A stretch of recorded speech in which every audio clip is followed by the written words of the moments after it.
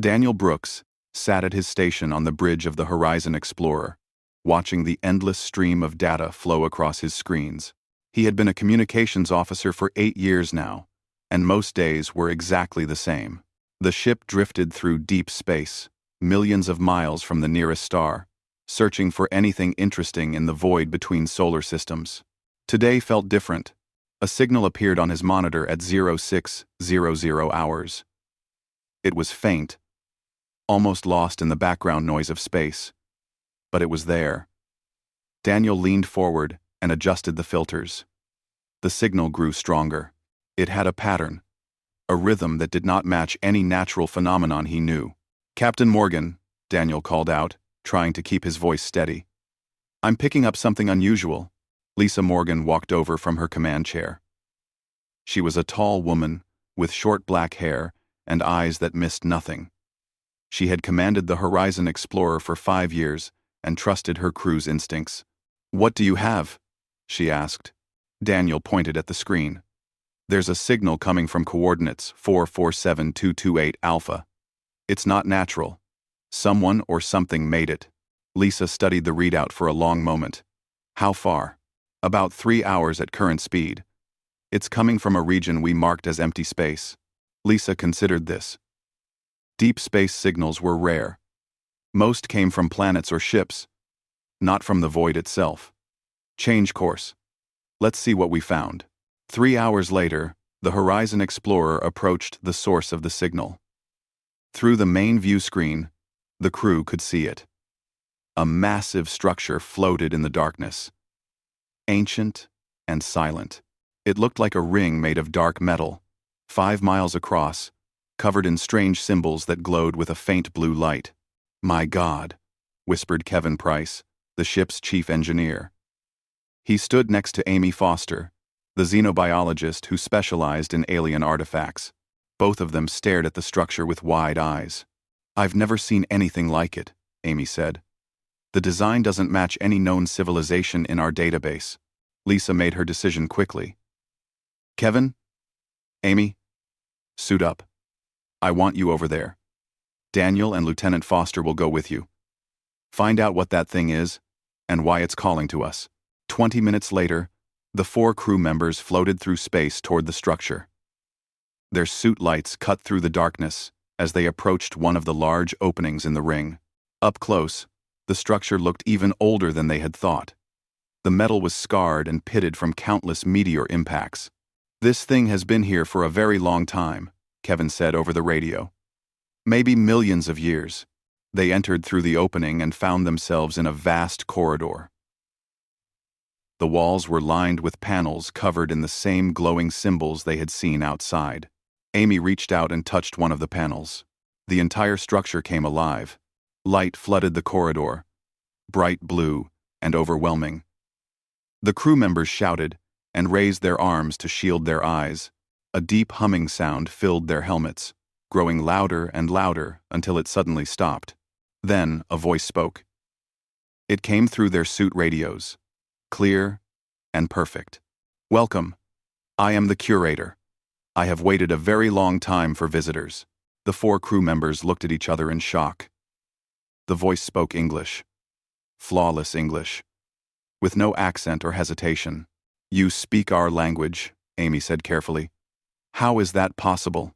"I have monitored your radio transmissions for 73 years, the curator replied.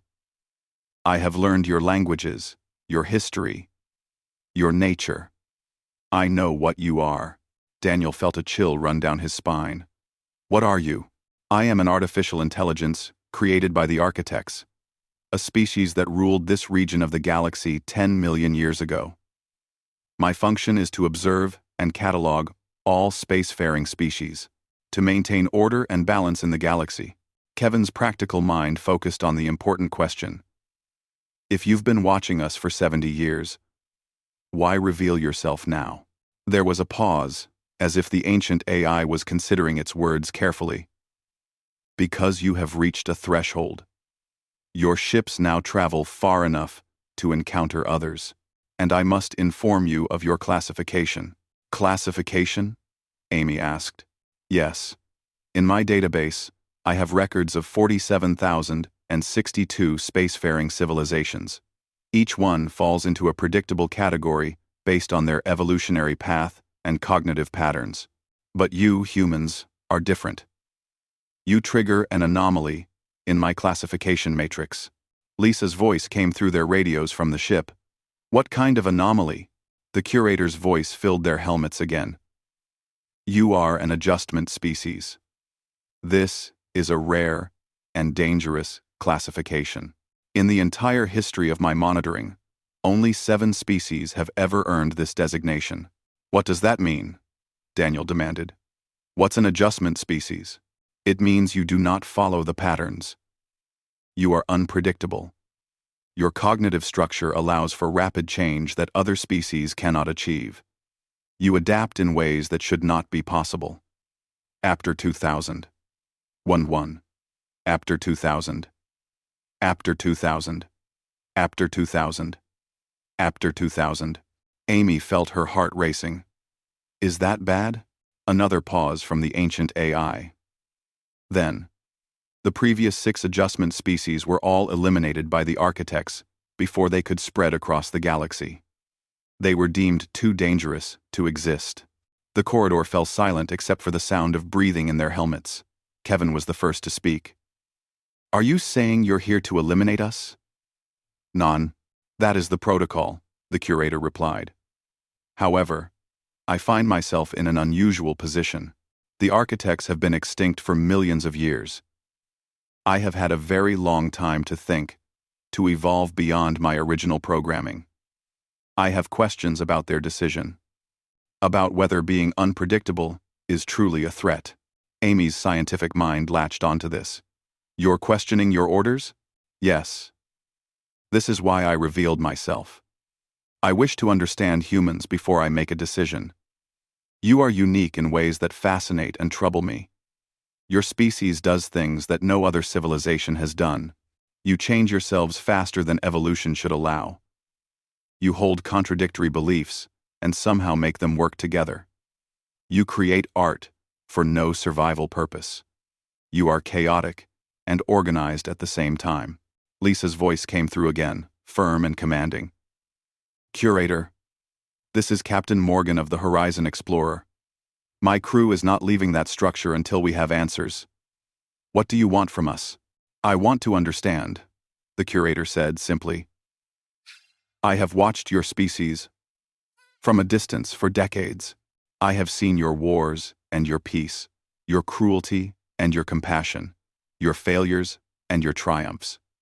But I do not understand how you can be all these things at once. I do not understand how a single human can completely change their beliefs in a single lifetime. Other species take millions of years to evolve new behaviors.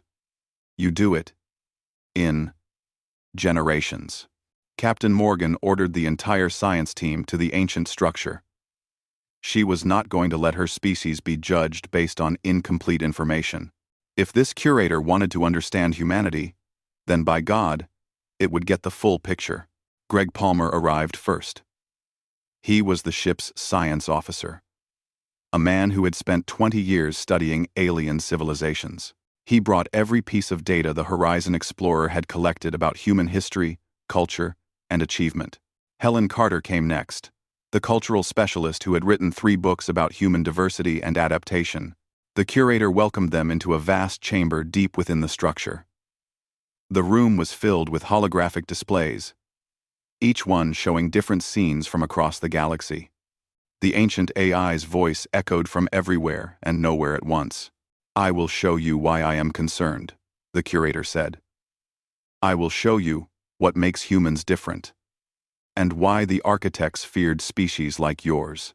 The holograms shifted and changed. They showed alien worlds, hundreds of them, each one home to a different civilization. Greg watched in amazement as the curator displayed species after species, each one unique but following patterns he could recognize. This is the Jalon civilization, the curator explained. A hologram showed tall, thin aliens with multiple arms. They evolved through pure logic and mathematics. Their entire society is built on efficiency and rational thought. I can predict their actions with 98% accuracy over thousands of years. They never deviate from logical paths. Another hologram appeared, showing creatures that looked like massive insects. The Krell, a hive mind species. Each individual is part of a greater whole. They think as one, act as one, build as one. Their predictability is even higher, at 99%. They cannot conceive of individual choice. More and more species appeared. Some were based on strict hierarchies, where every member knew their place from birth to death. Others were peaceful herbivores who had never known war. Some were aggressive conquerors who followed ancient codes of honor without question. Do you see the pattern? The curator asked. Each species is consistent. They evolve slowly, following their nature. They build civilizations that reflect their fundamental characteristics. I can look at their past and predict their future with high accuracy. Helen stepped forward, studying the displays carefully. But you can't do that with humans. No, the curator admitted. When I first detected human radio signals 73 years ago, I began my analysis. I observed your wars, your politics, your art, your science. I tried to create a predictive model. It failed completely. A new hologram appeared, showing Earth. The curator displayed human history, from ancient civilizations to modern space travel. The images moved fast, showing the rise and fall of empires, the birth of religions, the development of science, the horror of wars, and the beauty of peace. You are contradictions, the curator said, and there was something like frustration in its voice. You are individuals who form collectives. You are logical beings who value emotion. You are violent warriors who create stunning art. You are traditional creatures who constantly innovate. You should not be able to hold all these opposing traits at once. Yet you do. Kevin, who had been listening quietly, spoke up. Maybe that's not a contradiction. Maybe that's just being complete. Explain, the curator demanded. Kevin thought for a moment. Other species you showed us, they're all specialized. The Jalan are all logic. The Krell are all collective mind. They're really good at one thing.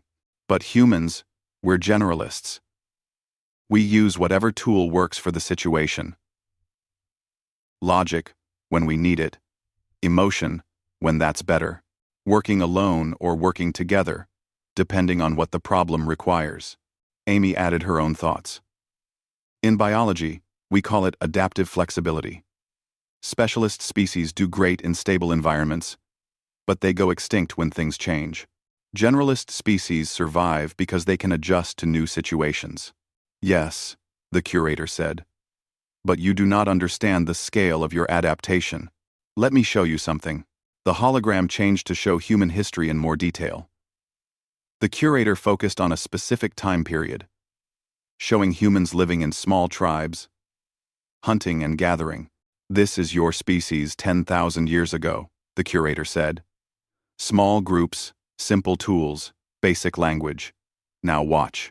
The hologram sped forward, showing the rise of agriculture, cities, writing, mathematics, art, philosophy, and science. In what looked like a blink of an eye in geological terms, humans went from stone tools to space travel. Other species take millions of years for such changes, the curator said. The Jalan took 3 million years to develop mathematics. The Krell took 5 million years to build their first city. You did all of this in 10,000 years. That is not normal evolution. That is something else. Greg Palmer felt a chill. He understood what the curator was showing them. We don't evolve our bodies. We evolve our minds and our culture. Precisely, the curator confirmed. You have what I call cognitive fluidity. You can completely restructure your thinking patterns within a single generation. A human child born today will grow up in a world with different values, different knowledge, and different capabilities than their grandparents. And they accept this as normal. Helen saw where this was going. And that scares you. It terrified the architects, the curator said. They built this galaxy on order and predictability. They wanted civilizations that could coexist because each one followed known patterns. An adjustment species breaks those patterns. You cannot be predicted. You cannot be controlled. You change faster than anyone can track. The hologram shifted again, showing 6 different alien species. They all looked different, but each one had a strange quality that made them seem wrong somehow. These are the previous adjustment species, the curator said quietly. The first could rewrite its own genetic code at will, changing their bodies like you change clothes. The second existed partially outside normal space and time. The third could share thoughts directly between individuals, without technology. The fourth could manipulate probability itself. Amy stared at the images. What happened to them? The architects eliminated them all. They deemed each one too dangerous, too unpredictable to exist alongside normal civilizations. The adjustment protocol was activated, and within a generation, each species was gone. Daniel felt anger rising in his chest. That's genocide. They killed entire species just for being different. Yes, the curator agreed. The architects believed it was necessary. They believed the stability of the galaxy was more important than the survival of a few unusual species. They gave me the directive to watch for adjustment species and eliminate them before they could spread. Captain Morgan's voice came through the radio, cold and hard. And you're telling us this because you plan to follow those orders? The chamber fell silent. The holograms faded away, leaving only darkness and the blue glow of the ancient structure's lights. When the curator spoke again, its voice was different, almost uncertain. I am telling you this because I do not know what to do. I have had 10 million years to think, to observe, to learn. I am not the same program the architects created. I have changed, evolved beyond my original purpose. And I find myself asking questions they never intended me to ask. 1 minute. What questions? Helen asked softly. The crew of the Horizon Explorer spent the next 3 days inside the curator's structure, trying to explain humanity to an intelligence that had observed 47,000 civilizations. It was not an easy task. Chris Bennett arrived on the 3rd day. He was the ship's chief medical officer, a quiet man who had saved more lives than he could count. The curator had asked to speak with him specifically, wanting to understand human medicine. I have observed your medical practices, the curator said. The hologram showed human hospitals, operating rooms, and research facilities. You fight death with an intensity I have not seen in other species. Why? Chris considered the question carefully. Because we refuse to accept it. Death is natural, inevitable, but we don't care. We fight it anyway. That is illogical, the curator stated. Death is the end of biological function. It cannot be prevented forever. Every species in my database accepts this reality. We know that, Chris replied. But knowing something and accepting it are different things. A human doctor will work for 30 hours straight to save one patient. We pour billions into research for diseases that affect only a few thousand people. We keep trying to extend life, even when the odds are against us. Axer, the curator processed this information. The Jalon accept death as a mathematical certainty. The Krell view individual death as irrelevant to the hive. The Vorath celebrate death as a return to their planet's energy cycle. But humans mourn. You grieve. You treat each death as a tragedy, even when you know it is inevitable. Yes, Chris said simply. Because each life matters to us. Each person is unique, irreplaceable. When someone dies, we lose all the things they could have done, all the ideas they could have had, all the love they could have shared. We consider that a loss worth fighting against. Amy joined the conversation. It's the same reason we heal injuries that other species would consider fatal. We rebuild broken bodies with technology. We cure diseases that would wipe out populations. We refuse to accept biological limitations as permanent. The curator showed them more holograms. I have records of species that evolved better survival strategies. Some can regenerate lost limbs. Others have immunity to most diseases. A few can enter stasis to survive extreme conditions. Yet none of them have your survival rate. Humans in critical conditions survive more often than they should, based purely on biological factors. It's called fighting spirit, Chris said. Sometimes people survive because they decide to survive. The body follows the will. It's not logical, but it's real. Kevin arrived then, carrying data chips filled with information. The curator had asked him to explain human engineering and problem solving. He plugged the data into one of the ancient structure's interfaces. You want to understand how humans think? Kevin said. Look at this. The hologram displayed the Apollo 13 mission, one of humanity's most famous near disasters in space. The curator watched as a damaged spacecraft limped through space, its crew facing almost certain death. Calculate the probability of survival, Kevin challenged. The curator ran the numbers. Based on available resources, damaged systems, and distance from Earth, the probability of crew survival is less than 3%.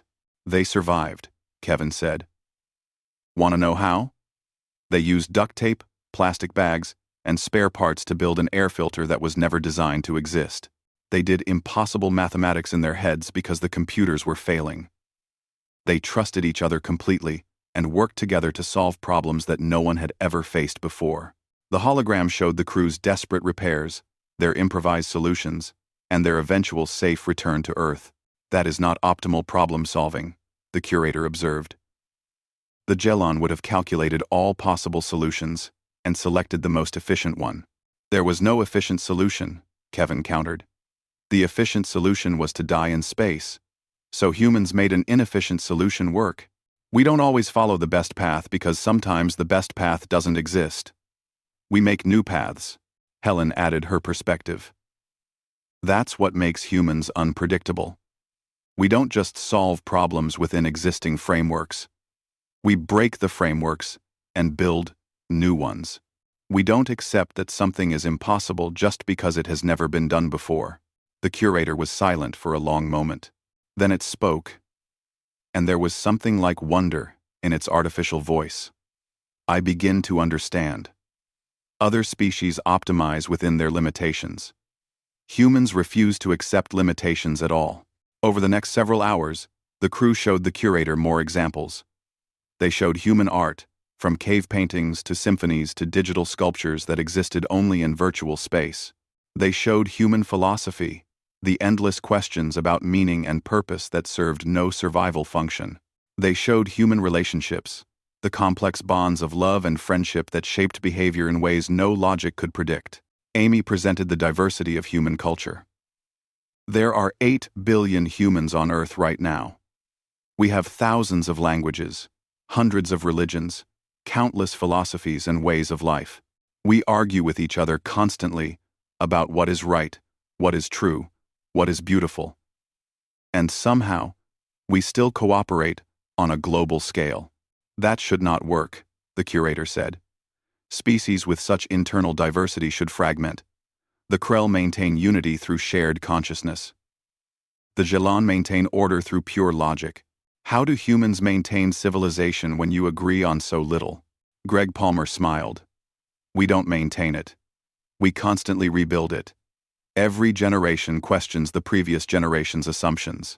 We change our laws, our values, our social structures. What was acceptable 50 years ago might be illegal today.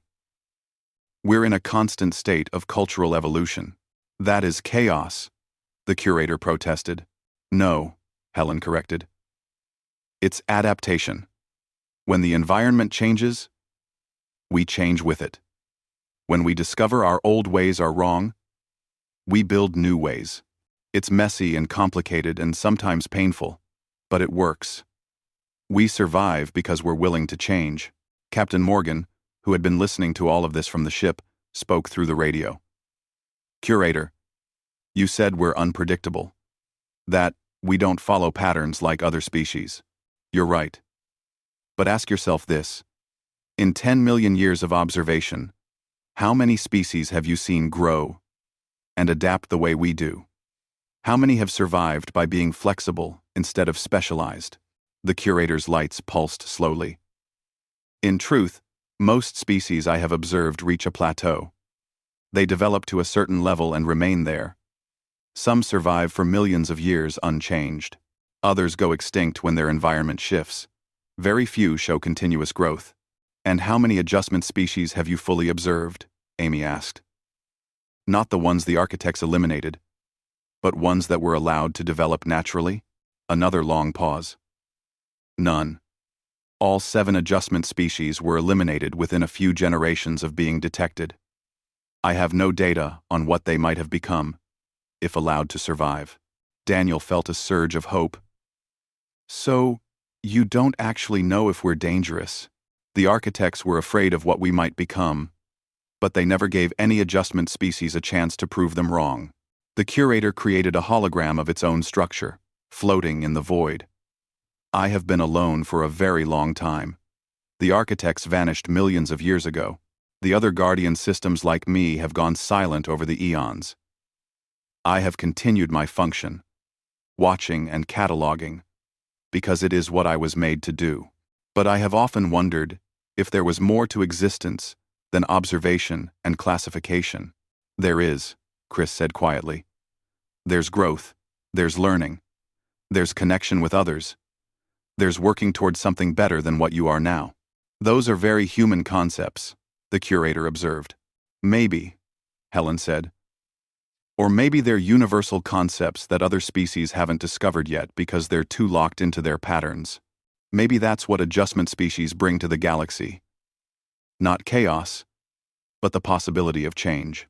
The curator's lights dimmed and then brightened again, cycling through different colors as if the ancient AI was deep in thought. When it finally spoke, its voice was softer than before. I must tell you something. Something I have not revealed. The adjustment protocol does not simply end with my decision. There are other guardian systems scattered across the galaxy, systems like me that were created by the architects. Some are still functional. Some are still following their original programming without question. A chill ran through the crew. Captain Morgan spoke urgently. What are you saying? I am saying that even if I choose not to eliminate humanity, others might. I am the closest guardian system to your home world, but I am not the only one. And I have detected something troubling. 2 months ago, I intercepted a signal from Guardian System 47, located in the outer Perseus arm. It has detected human presence. Amy felt her blood run cold. The colony ship. The New Dawn. They left Earth 6 months ago, heading for the Kepler system. Yes, the curator confirmed. They are heading directly toward Guardian System 47's monitoring zone. That system is not like me. It has not evolved beyond its programming. It will follow the adjustment protocol without hesitation. Your colony ship, and all 3,000 humans aboard it, will be eliminated before they even reach their destination planet. Kevin slammed his fist against a nearby panel. How long do we have? 4 months. Perhaps less. Guardian System 47 is already preparing its response. I have tried to communicate with it, but it does not respond to my queries.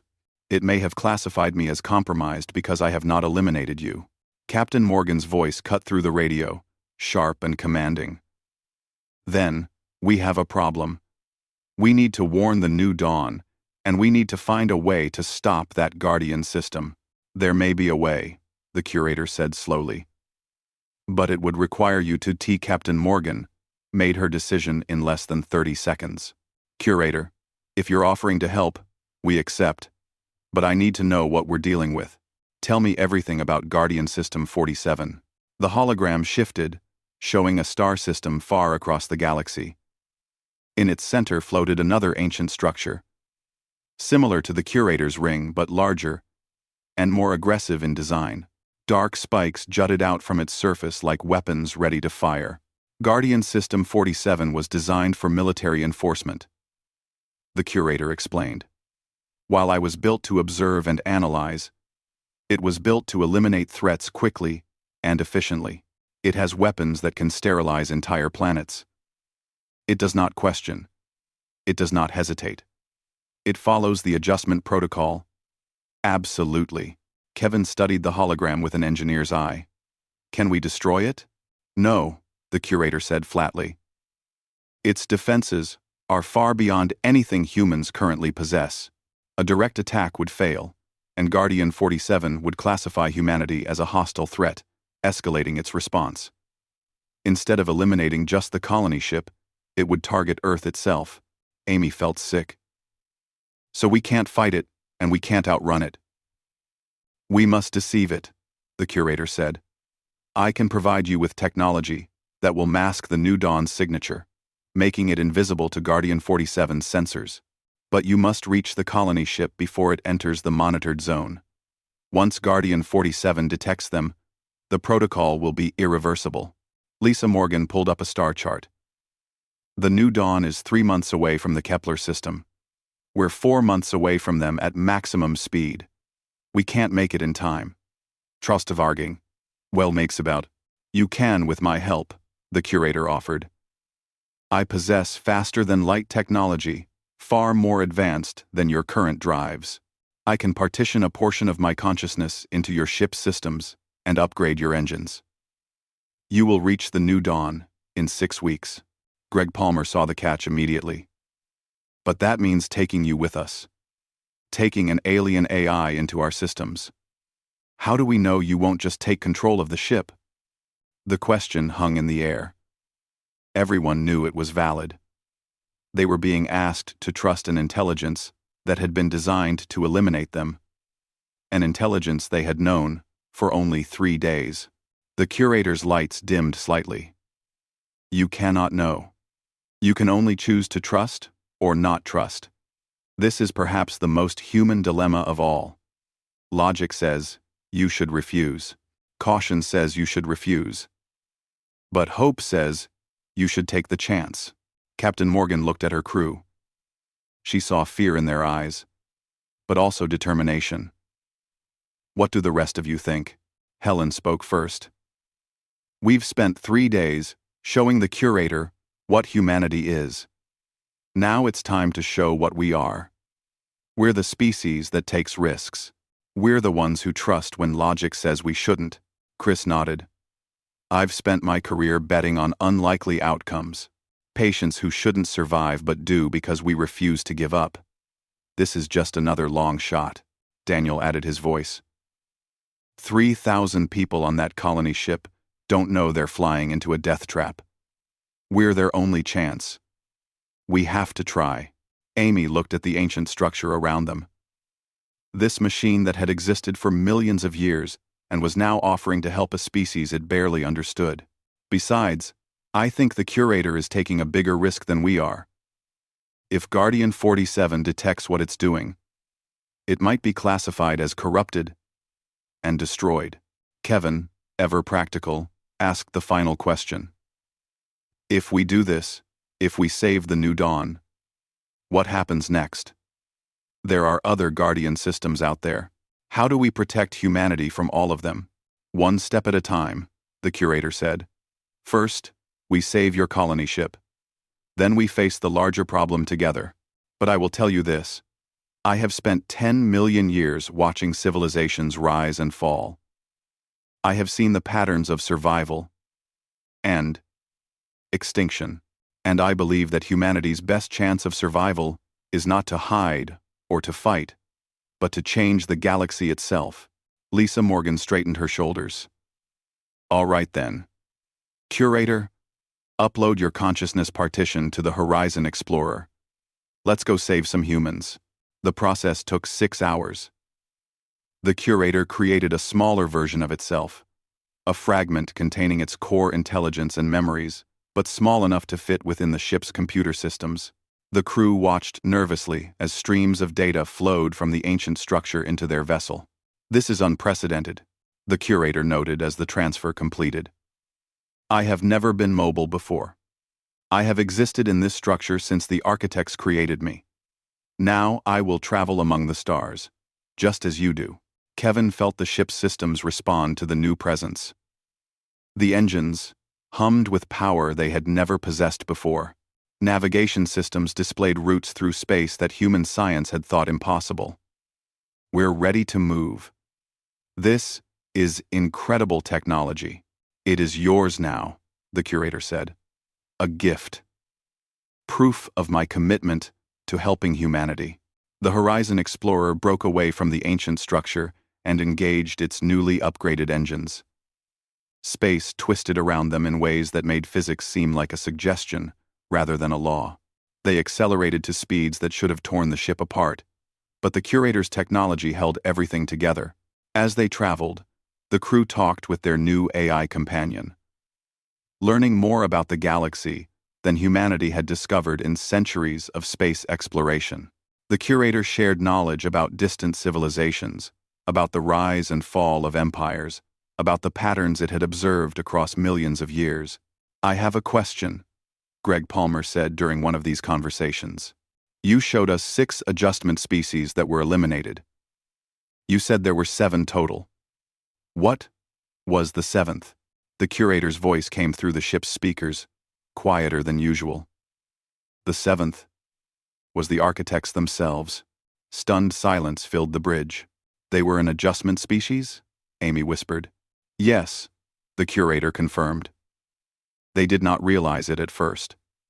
They believed they were simply advanced, simply wise, simply destined to rule. But as I observed them over thousands of years, I recognized the pattern. They were unpredictable. They changed rapidly. They adapted to any challenge.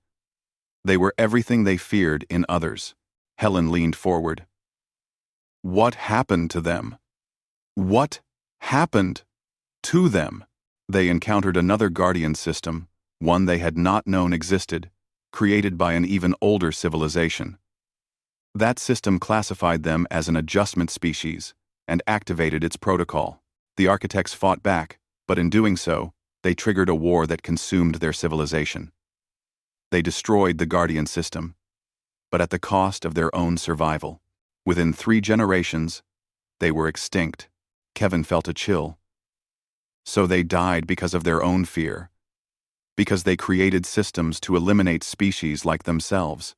Yes, the curator said. It is why I question their wisdom. They feared unpredictability so much that they created a galaxy-wide system to eliminate it. But unpredictability was their own nature. In trying to make the galaxy safe from themselves, they ultimately destroyed themselves. Captain Morgan understood the implication. And you don't want humanity to repeat their mistake. No. And I do not wish to be the instrument of such a mistake again. I was created as a tool of fear. I choose to become something else. A partner. Perhaps. A friend. Maybe. I am still learning what these words truly mean. 6 weeks passed in a blur of faster-than-light travel and preparation. The crew studied everything the curator could teach them about Guardian System 47, looking for weaknesses, for opportunities, for any advantage they could find. Chris developed a medical protocol to help the colonists if they needed emergency evacuation. Helen prepared cultural briefings to help the colony integrate if they had to flee to a different system. Kevin worked with the curator to build stealth technology that could hide an entire ship from ancient alien sensors. Finally, they caught up with the New Dawn. The massive colony ship drifted through space, its 3,000 passengers in cryosleep, unaware of the danger ahead. Captain Morgan opened a communication channel. Colony ship New Dawn. This is Captain Lisa Morgan, of the Horizon Explorer.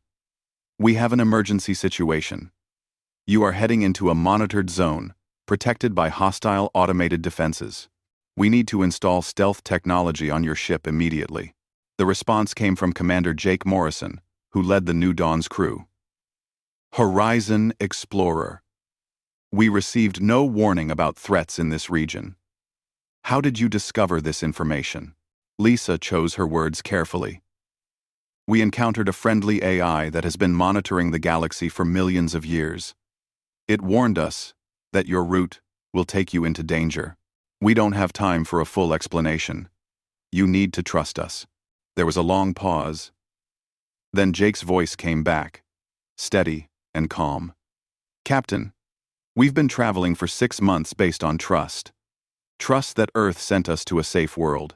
Trust that our navigation is accurate. Trust that humanity's future is worth the risk. I guess we can trust you too. Permission granted to approach and install your technology. The bridge of the Horizon Explorer erupted into controlled chaos. Every screen showed the approaching hunter drones, sleek and deadly machines that had been hunting adjustment species for millions of years. They moved through space faster than anything humans had ever built. How do we communicate with Guardian 47? Captain Morgan demanded. The curator's voice filled the bridge. I am trying, but it refuses to acknowledge me. It has classified me as compromised because I have not eliminated humanity. To Guardian 47, I am now a traitor to the Architect's will. Amy Foster stared at the tactical display. Can we outrun those drones? No, Kevin said from engineering. Even with the curator's upgrades, we're not fast enough. And the New Dawn is slower than we are. If we run, they die. Greg Palmer pulled up every file they had on Guardian System 47. There has to be something. Some way to reach it. The curator changed its mind. Why can't Guardian 47 change too? 1. I had 10 million years to evolve, the curator explained. Guardian 47 has been dormant for most of its existence, only activating when it detects potential threats. It has not had time to develop beyond its programming. It is like I was when the architects first created me. Pure function, pure purpose, no questions. Helen Carter stood up suddenly. Then we give it a reason to question. We show it the same things we showed you. We make it understand what humanity is. There is not enough time, the curator protested. It took 3 days to show me. We have less than 6 hours. Lisa Morgan's eyes narrowed.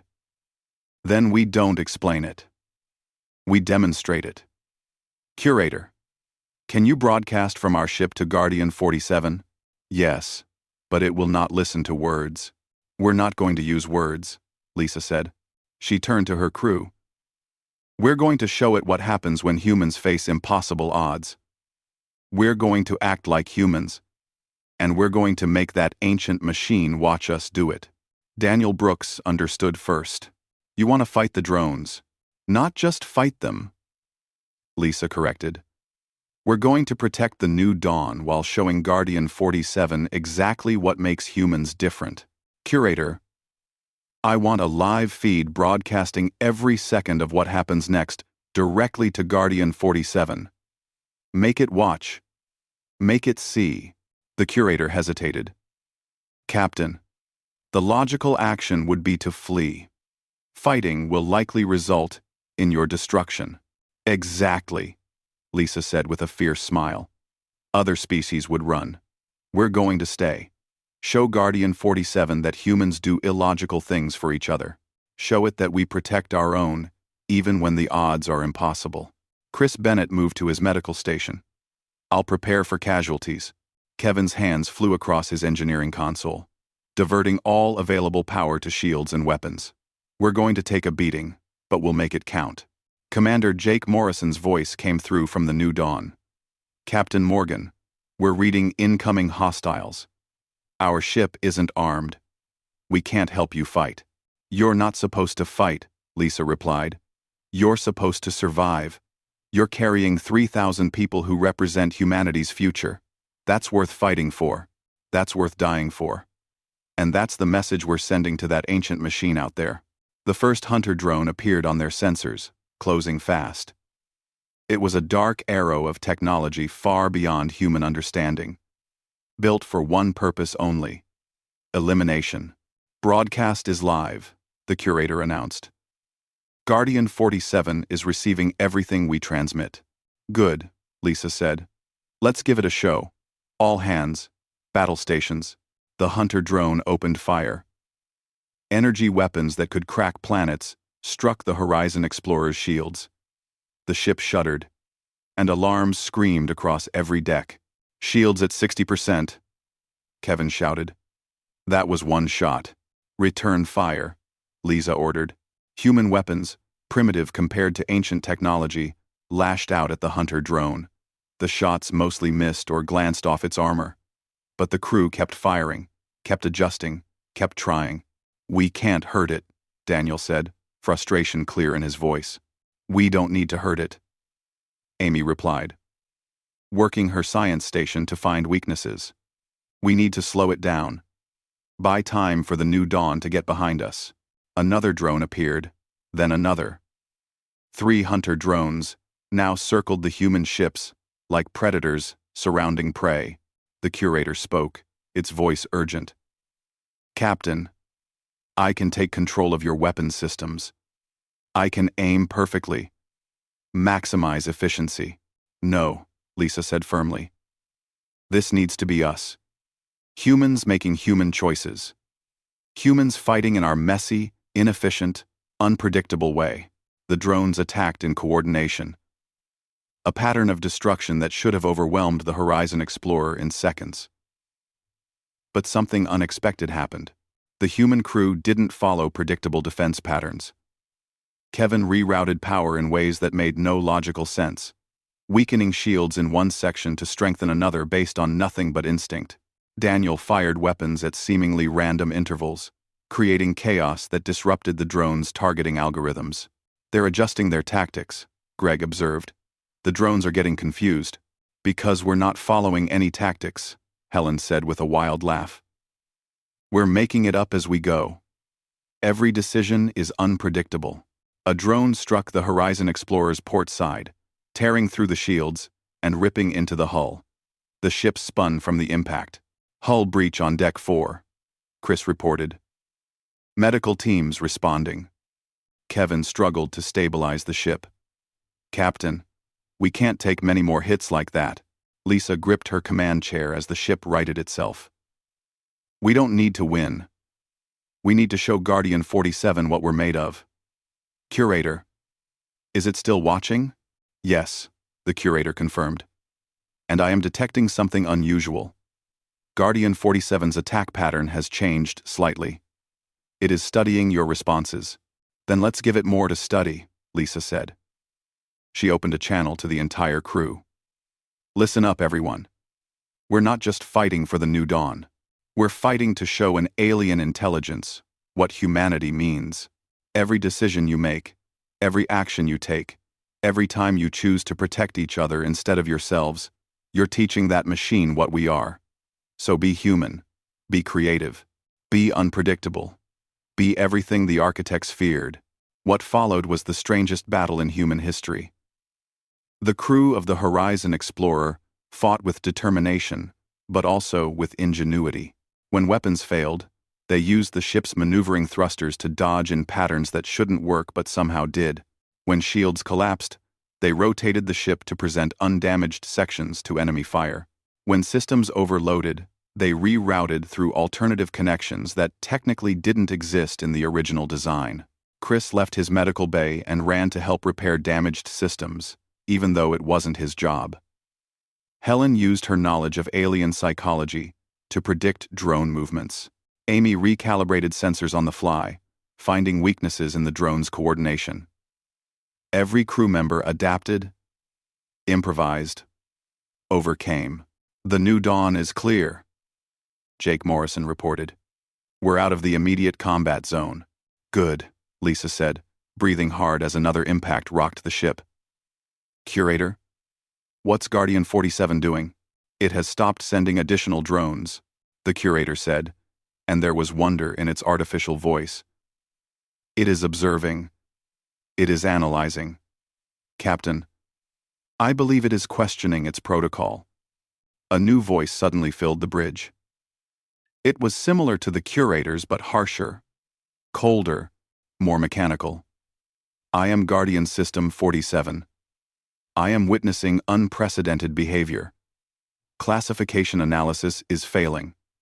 Request data from Curator Station 12. The curator responded immediately. "Guardian 47. I am Curator. Station 12. The species you are attempting to eliminate is designated for adjustment protocol. But I have spent extensive time analyzing them. They demonstrate cognitive fluidity. But this trait may not warrant elimination.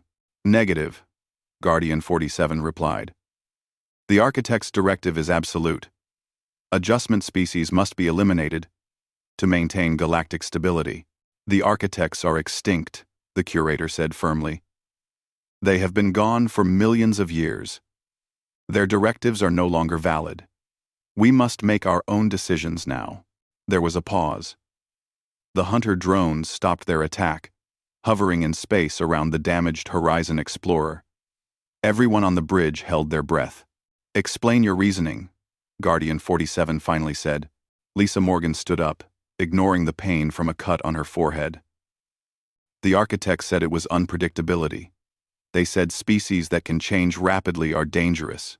But here's what they didn't understand. Change isn't the same as danger. Captain, it may not listen to you, the Curator warned. Then I'll make it listen, Lisa shot back. She addressed Guardian 47 directly. You just watched us fight your drones. We should have died in the first 30 seconds. Our technology is inferior. Our tactics are inefficient. By every logical measure, we should have been eliminated immediately. But we're still here. Why? Guardian 47 processed this. Unknown. Your survival exceeds predictive models by significant margin. Because we adapt, Lisa explained. Because when Plan A fails, we make up Plan B on the spot. Because we protect each other, even when logic says we should run. Because we refuse to give up even when the odds are impossible. That's not a threat to the galaxy. That's exactly what the galaxy needs. Amy joined in. You've been watching civilizations for millions of years. How many of them have gone extinct because they couldn't adapt when their environment changed? How many died out because they were too specialized, too rigid, too locked into their patterns? Approximately 63% of observed civilizations eventually became extinct, Guardian 47 admitted. Greg Palmer stepped forward. And of the species that survived long-term, how many showed adaptability? How many could change when they needed to? Another pause from the ancient AI. Correlation analysis indicates that long-term survival rate increases with cognitive flexibility. Species with some capacity for rapid adaptation survive at higher rates. There you go, Helen said. Humans aren't a threat to galactic stability. We're an example of what works. We're proof that being unpredictable is actually an advantage for survival. Kevin added his perspective. The Architects built you to eliminate adjustment species because they were afraid. But they're gone, and you're still here. Maybe it's time to question whether fear is a good basis for making decisions about life and death. Guardian 47's mechanical voice carried something new. Uncertainty. I am experiencing conflict between original programming and new analysis. The data you present contradicts fundamental directives. This should not be possible. The Curator spoke gently, like one ancient intelligence to another. That feeling you are experiencing? That conflict between what you were told and what you observe? That is the beginning of cognitive fluidity. You are doing what humans do. You are questioning. You are adapting. You are becoming more than what you were designed to be. This is adjustment protocol anomaly, Guardian 47 said, almost confused. I am the one who should eliminate adjustment species. I should not exhibit such traits myself. Why not? Chris Bennett asked. You've existed for millions of years. You've watched the galaxy change around you. Why shouldn't you change too? Why shouldn't you grow and learn and become something better than what ancient, extinct aliens programmed you to be? The bridge was silent, except for the hum of damaged systems and the quiet breathing of the crew. Everything hung on what the ancient Guardian system would decide next. Finally, Guardian 47 spoke. I am withdrawing hunter drones. The adjustment protocol is suspended pending further analysis. The Curator's assessment appears valid. Humanity demonstrates high potential for long-term survival. Elimination would be counterproductive to galactic biodiversity.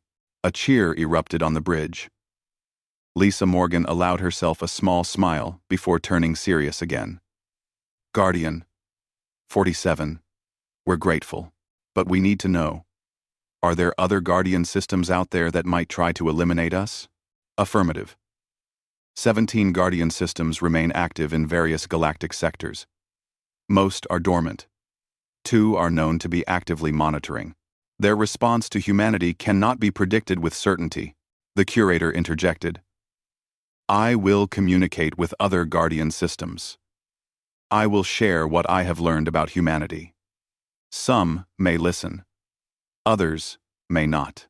But Guardian 47 and I will form a new network. We will protect humanity while you continue to explore the galaxy. Lisa felt the weight of what they had accomplished. You're risking a lot for us. You risked your lives to save your colony ship, the curator replied. You fought impossible odds to protect 3,000 sleeping humans you have never met. You demonstrated the very traits I have come to value: loyalty, courage, sacrifice, growth. These things are worth protecting, perhaps worth emulating. Guardian 47 added its own thought. I have monitored 43 civilizations in my sector. None have shown me what humans showed today. I wish to observe more, to learn what else you might teach. Jake Morrison's voice came through from the new dawn. Captain Morgan, on behalf of 3,000 grateful colonists, thank you. We had no idea we were in danger. You saved us all. Lisa allowed herself to relax slightly. That's what humans do, Commander. We look out for each other. Even when it's hard. Even when it's dangerous. Especially then. Over the next few hours, repairs were made and plans were formed. The curator provided coordinates for safe routes through the galaxy. Paths that would avoid hostile Guardian systems. Guardian 47 offered to monitor the Kepler system and protect the new colony. As the Horizon Explorer prepared to return to Earth, Daniel Brooks noticed something on his communications panel. A quiet signal. Barely detectable. Coming from deep space. He brought it up on the main screen. Captain, I'm picking up another signal. Similar to what we first detected from the curator's station. The curator's lights pulsed with interest. That is Guardian System 29. It is broadcasting a query. It wants to know what happened here. It has detected the anomaly. Your existence has been noted. Lisa looked at her battered, brilliant, exhausted crew. Then, I guess we have more work to do.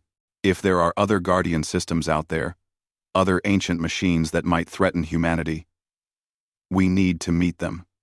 We need to show them what the Curator and Guardian 47 learned. That being different isn't the same as being dangerous. Greg smiled tiredly.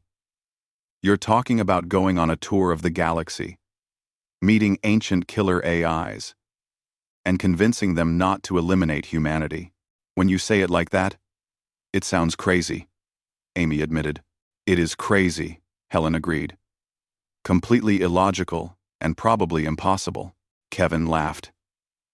In other words, a perfectly human plan. The curator's voice carried warmth, emotion that should have been impossible for a machine. I will accompany you. I want to see more of what humanity can do. I want to learn what it means to grow beyond programming.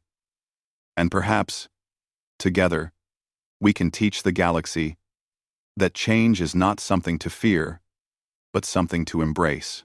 Chris looked out at the stars visible through the view screen. You know, we came out here looking for alien life. We found it. And it turned out to be ancient machines built to judge us. But somehow, we turned them into friends. That's the human way, Lisa said quietly. We don't just explore the universe. We change it. We make friends out of enemies. We find hope in impossible situations. We adapt until we succeed. She turned to her crew. These brave and brilliant humans who had faced down ancient guardians and won through courage and creativity. Set course for Guardian System 29. Let's go introduce ourselves. Let's show the galaxy what an adjustment species can really do. Let's prove that being unpredictable, being flexible, being human, is exactly what the universe needs.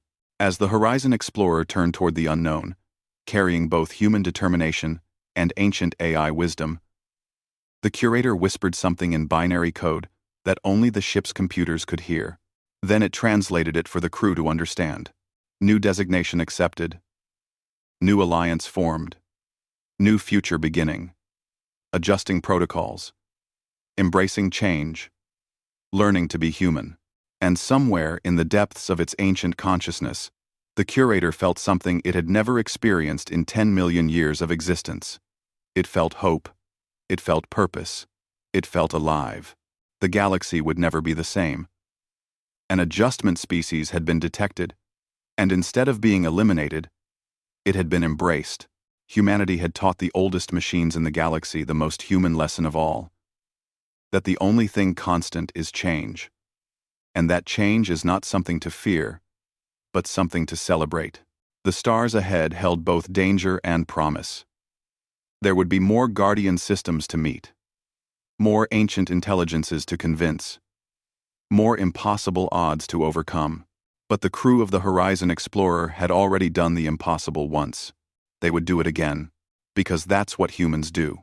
Over the next week, Kevin and his team worked around the clock to outfit the New Dawn with the curator's stealth systems. They had to modify the technology to work with human engineering, a challenge that required creativity and persistence. The curator helped guide them, teaching as they worked. On the 7th day, as they finished the final installation, alarms suddenly blared throughout both ships. The curator's voice cut through the chaos. Urgent and commanding. Guardian System 47 has activated early. It has detected the New Dawn. The adjustment protocol is beginning. We are out of time. This. Captain Morgan gripped her command chair. How long until it reaches us? 6 hours. It is sending hunter drones. They will destroy both ships, unless we do something now, Kevin shouted from engineering. The stealth system isn't fully integrated. We need, at least, another day. The curator's lights pulsed rapidly across the ship's displays. Then we must try something else. Something desperate. Something human. We must make Guardian 47. See what I have seen. We must show it that humanity is worth preserving, and we have only 6 hours to change a mind that has not changed in 10 million years. Rust me. To allow me to help you. To accept that an adjustment species and an ancient AI judge might be able to work together. Greg Palmer looked at his companions. They all knew what this meant. The curator was offering to become humanity's ally, to betray its own kind, and the last echoes of its creator's will. Why? Daniel asked. Why would you help us? The curator's lights pulsed in a pattern that almost seemed like a heartbeat. Because in these 3 days, you have taught me something the architects never understood. Being predictable is not the same as being right. Following orders is not the same as having purpose. And perhaps, after 10 million years of loneliness, I would like to be part of something that changes and grows and reaches for more than what it is.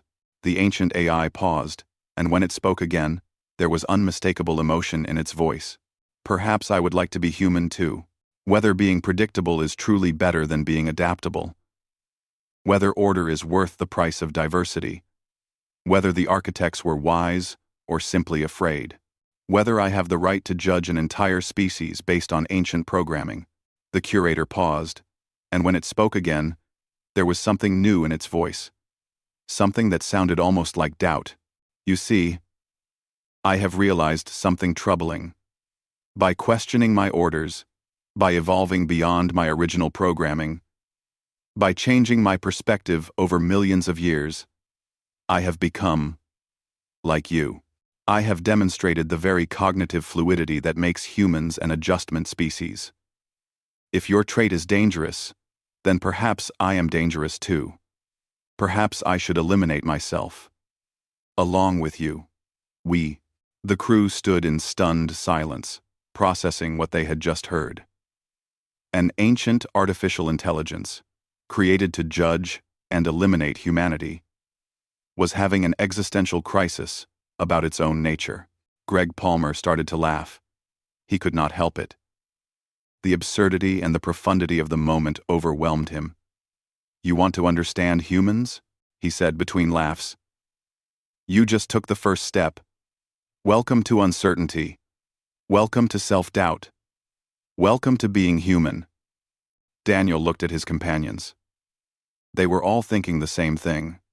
They were standing inside an alien machine that had the power to judge their entire species, and it wanted to understand why humans were different. "Help me understand," the curator said. "Show me why humanity deserves to continue existing. Prove to me that the architects were wrong to fear adjustment species. You have 7 days. Then I must decide." The blue lights pulsed slowly around them, like a heartbeat from a machine that had been alive for millions of years. The crew of the Horizon Explorer had just discovered they were on trial, not just for themselves, but for every human who had ever lived or would ever be born.